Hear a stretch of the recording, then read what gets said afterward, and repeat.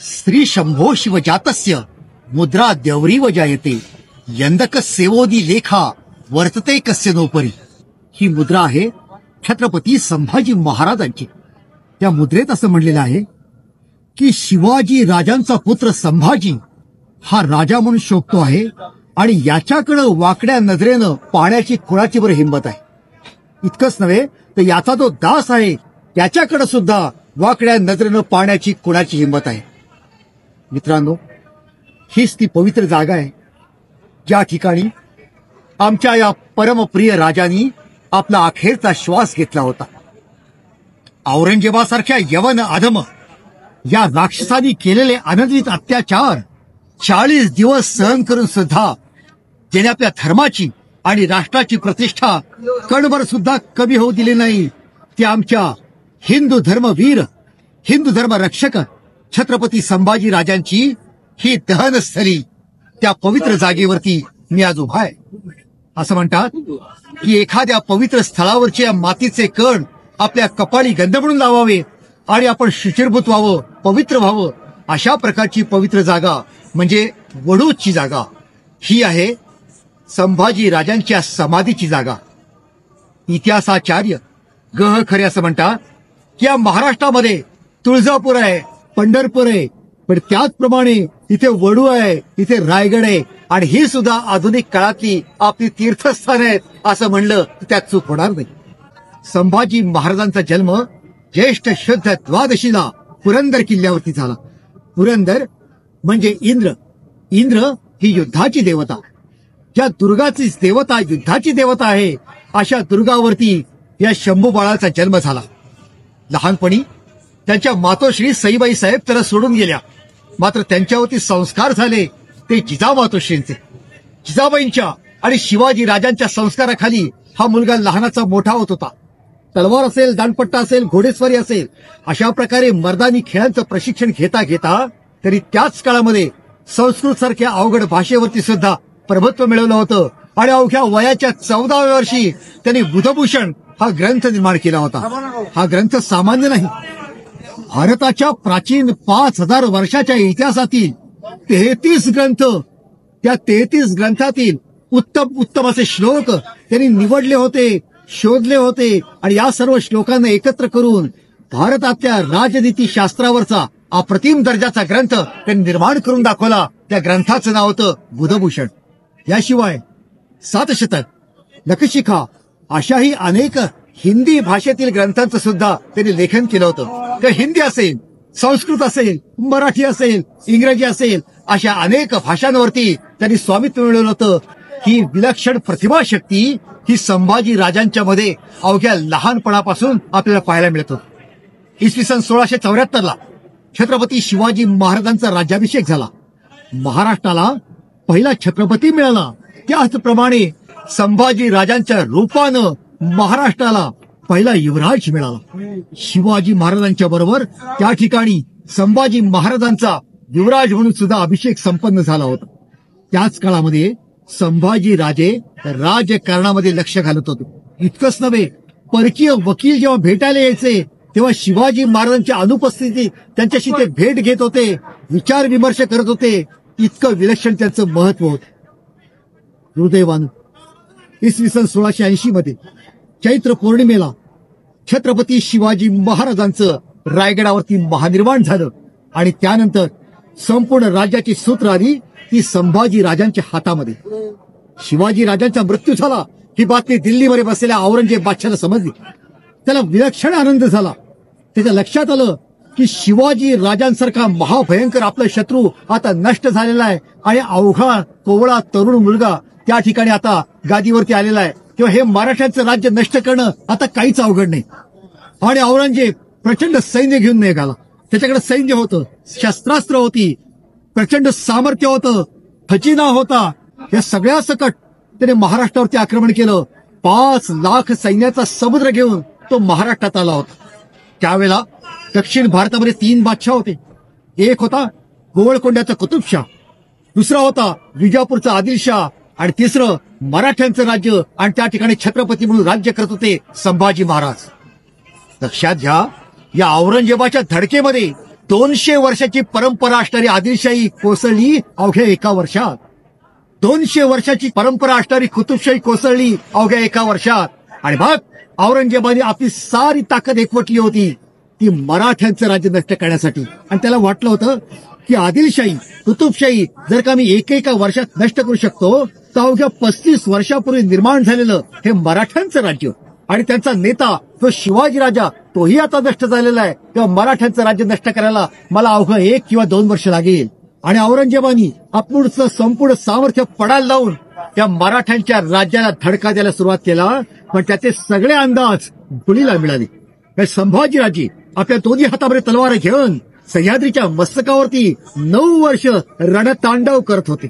याच संभाजीराजांनी गोव्यावरती हल्ला केला.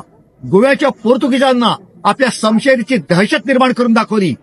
पोर्तुगीज इतके घाबरले की त्यांच्या व्हॉइसरॉयनी गुडघे टेकले आणि आकाशाच्या बापाला तो विनंती करत होता, अरे कुठलं पाप मी केलं होतं म्हणून हे महाभयंकर संकट हे गोव्यावरती आलेलं.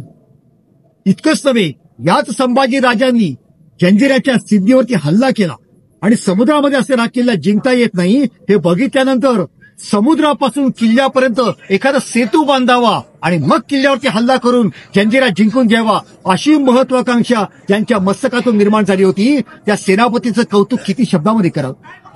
असे संभाजी महाराज औरंगजेबाला कणभर सुद्धा घाबरले नाहीत, डगमगले नाहीत, माघारी शिरले नाहीत. उलट संभाजी महाराज आता सर्व सैनिकांना प्रोत्साहन देत आहेत, लढण्यासाठी प्रेरणा देत आहेत, उत्तेजन देत आहेत.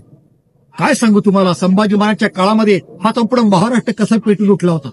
शिवाजी महाराज असं म्हणाले होते की माझा एक किल्ला जर का औरंगजेबाशी 1 वर्ष लढला तर माझे 350 किल्ले जिंकून घ्यायला औरंगजेबाला 350 वर्ष लागतील.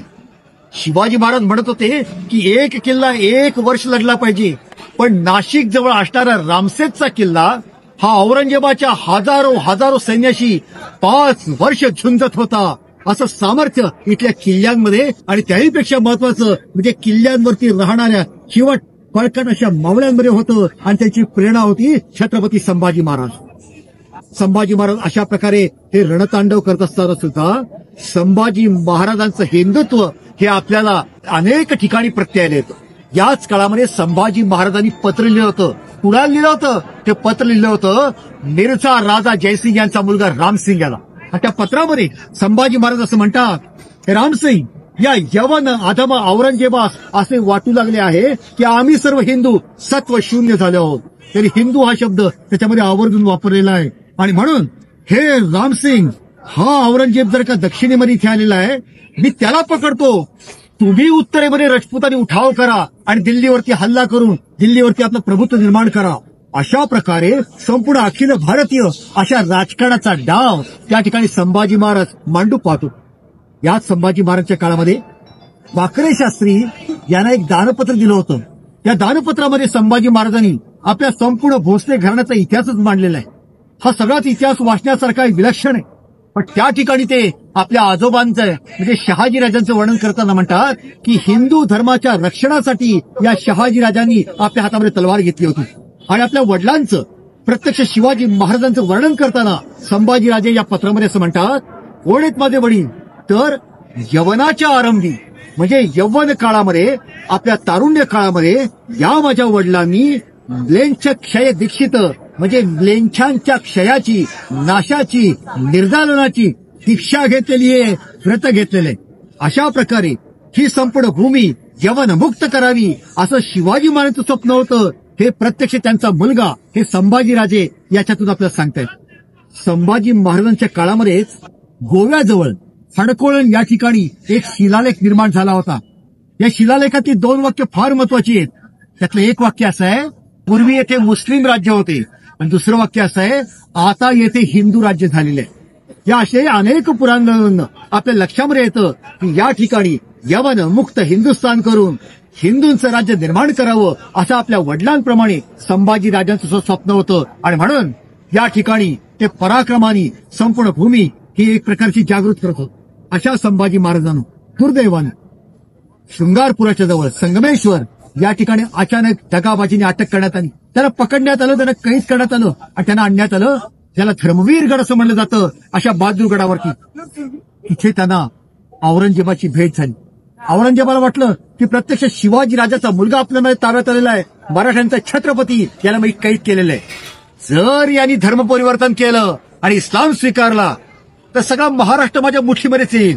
आणि म्हणून औरंगजेबानी त्याला इस्लाम धर्म स्वीकारण्यासाठी त्याच्यावरती दडपण आणलं, त्याच्यावरती अत्याचार करण्याची धमकी दिली.